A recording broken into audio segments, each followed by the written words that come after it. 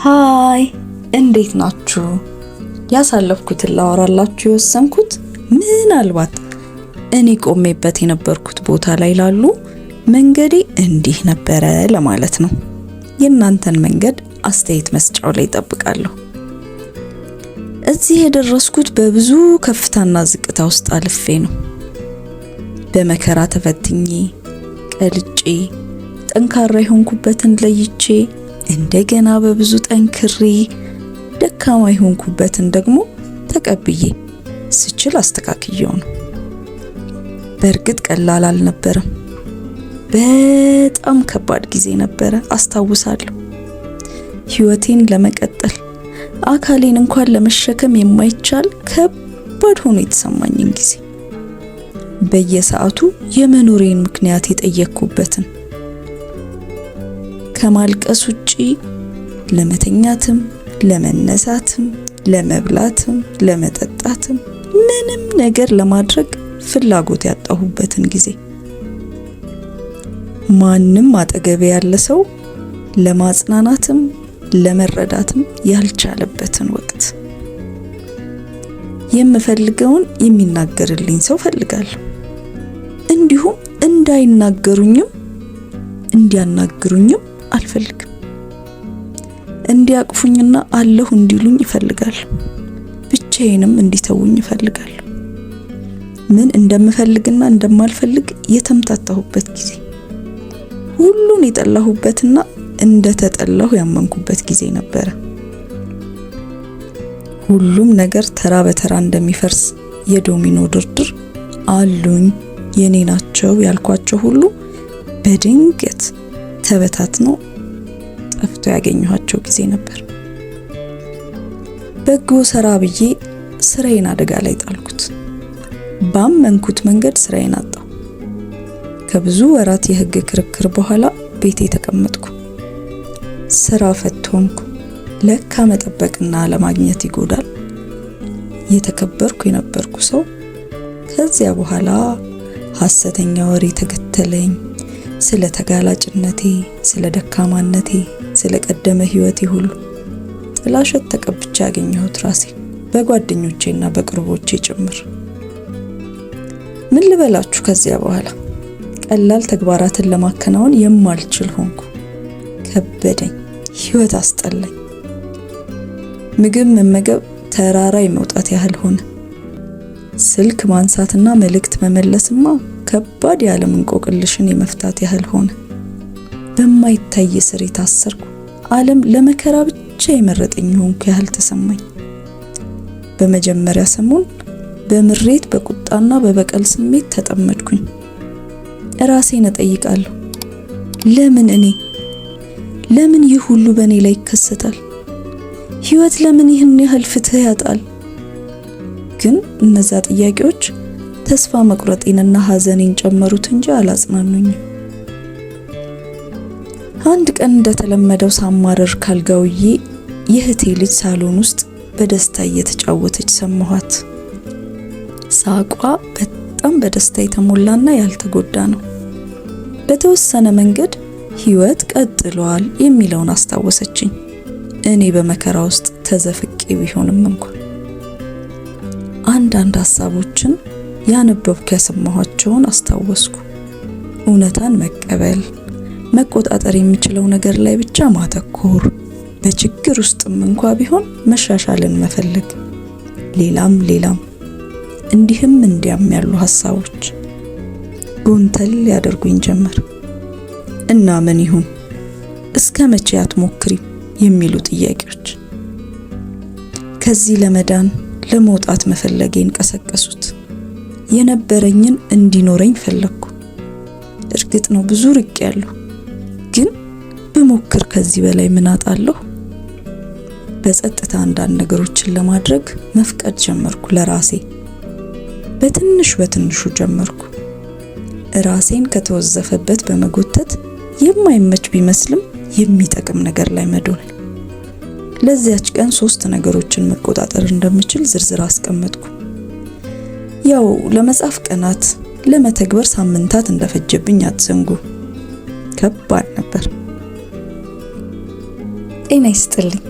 ታሪኩን እዚህ ድረስ ከተከታተላችሁት ላይክ፣ ሼር እና ሰብስክራይብ በማድረግ ቤተሰብ እንደሚሆኑ አሳውቁ። ያው የመጀመሪያው ነገር ያደረኩት በጠዋት መነሳት ነበር። አላማ እንዳለው ሰው፣ መሄጃ እንዳለው ሰው ጥርሴን መቦረሽ፣ ጸጉሬን ማበጠር፣ ንጹህና ዝግጁ መሆን ነበር።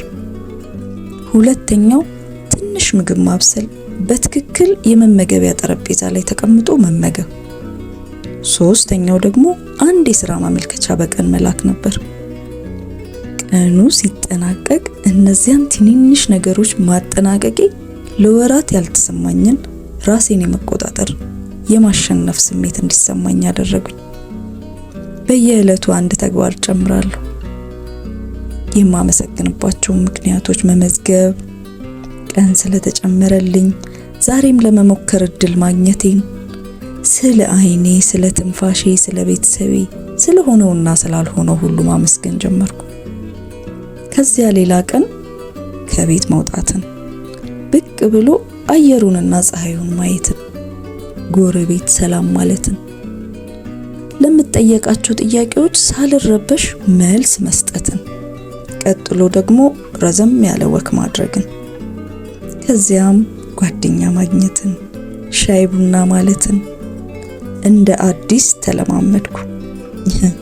ይህን ሳደርግ ታዲያ ቀላል እንዳይመስላችሁ፣ በአንድ ያልተሻገርኩት ብዙ ጊዜ ከነበርኩበት የበለጠ ዝቅ ብያለሁ። በድጋሚ የባሰ መከራ ውስጥ ገብቼ አግኝቼዋለሁ። ይህችን እንኳን ማስቀጠል ያልቻልኩ ደካማ ነኝ ብዬ ራሴን አጥላልቻለሁ። ለማልቀስ ከተደበቅኩበት ጥላቻና ምሬት ውስጥ ለመቆየት በቂ ምክንያትና ጊዜ አግኝቻለሁ። ሕይወት የሰው ልጅ የፍትህ ሐሳብ አይከተልም። እንደምታውቁት ሰዎች ይታመማሉ፣ የሚወዷቸውን ያጣሉ፣ ክህደት ይገጥማቸዋል። አንዳንዴ በገዛ ፈቃዳችንና መርጠን በተገበርናቸው ምክንያቶች፣ አንዳንዴ ደግሞ በአጋጣሚና በድል የዘራነውንም በማጨድ ሊሆን ይችላል። ግን ሕይወትና ፍትህ ፍጹም የሆነ መንገድ የላቸውም። መጥፎ ነገሮች በጥሩ ሰዎች ላይ በየጊዜው ይከሰታሉ። መጥፎ ብለን የፈረጅናቸው ሰዎች ደግሞ ጥሩ የምንለውን ሲያገኙ እናያለን። ሆኖም በመጨረሻ መቆጣጠር የምችለው እኔ ለገጠመኝ እንዴት እንደምመልስ ነው እንጂ የሚገጥመኝን መቆጣጠር እንደማልችል ገባኝ። የሚወረወረውንና አቅጣጫውን መወሰን አልችልም፣ ግን ምርጫ እንዳለኝ ገባኝ። ለምን እኔ እያሉ መቀጠል ወይም ከዚያ የተለየ መንገድ፣ ከዚያ በላይ ለመባከን በጣም ውድ እንደሆነ ተረዳው። ከዚያ በኋላ መቋቋምን፣ መቻልን ጸጥተኛ ጓደኛ ያደረኩ፣ መጻፍ ጀመርኩ። የማስታውሰውን ሁሉ፣ እንዴት እዚህ እንደደረስኩ፣ ከዚያም ከእያንዳንዱ አጋጣሚ ያገኘሁትን ትምህርት አድርጌ የማልፈውን ሁሉ ቻልኩ። ታውቃላችሁ ምን እንደገባኝ? ሰው ሁሉ የገጠመውን ቢጽፈው እስከዛሬ ካነበብነው የሚልቁ መጽሐፍት እንዳልታተሙ ነው። በትንሽና ተራ በሚመስሉ ሁኔታዎች ውስጥ ሕይወቴ በጄ እንደሆነ ማየት ቻልኩ። ከሰዎች እርዳታ መቀበል ቻልኩ። በትክክል መነጋገርና ማስረዳት ቻልኩ። በየቀኑ እጽፍ ነበር። በተለይ በጎ የገጠሙኝ ነገሮች ላይ አተኩሬ። ለምሳሌ ጠዋት የሸተተኝ የትኩስ ዳቦ ሽታ እንዴት ደስ እንደሚል፣ ጠዋት የመጀመሪያውን ቡና ፉት ስላት የሚሰማኝን ደስታ፣ የማላውቀው ሰው እኔ ወደ ሆነ ክፍል ልገባ ስል በር ያዘልኝን፣ ታክሲው የሆነ ቀን መንገድ ላይ ሲበላሽ አንድ ሰው ወደምንሄድበት ሁላችንንም የሸኘንን፣ ጥሩ ነገር አሁንም እንዳለ እያስታወስኩ፣ እነዚህ ትናንሽ ነገሮች ላይ እውቅና መስጠት አይምሮዬን እንደገና አስተካከሉት። ነገሮችን የማይበትን መንገድ ቀየሩልኝ። ያው ትግሉ እንዳለ ሆኖ ማለት ነው። በዚህ መንገድ መኖር ጀመርኩ። አንዳንድ ያልፈጸምኩት ወይም በተሳሳተ መንገድ የፈጸምኩት ሊጎሉ ወይም በመጥፎ ሊተረጎሙ እንደሚችሉ ባውቅም፣ በእኔ በኩል ግን በግልጽ ሐሳቤን አቀርባለሁ። የምታገሰውንና የማልደራደርበትን አሰምራለሁ። አላስፈላጊ ክርክርም ማድረግ ቀነስኩ። በእያንዳንዱ ነገር ከሰው ጋር መጋጨት ወይም በስሜት መመላለስ እንደማያስፈልገኝ ተረዳሁ። ለምን ሰው እንደዚህ አላሰበም ማለት አቆምኩ። መናደድ ተውኩ። ሌላ ሰው በጎ ለምን አልሆነም ብዬ ራሴን መቅጣት ተውኩ። ሰው ውስጡ ካለው ነገር ተነስቶ ምንም ነገር እንደሚያደርግ ተረዳሁ። ማስተዋል ጀመርኩ። በየዕለቱ ጥቂት አነባለሁ፣ ውሎዬን መዘግባለሁ፣ ቀኔን ገመግማለሁ፣ እጸልያለሁ።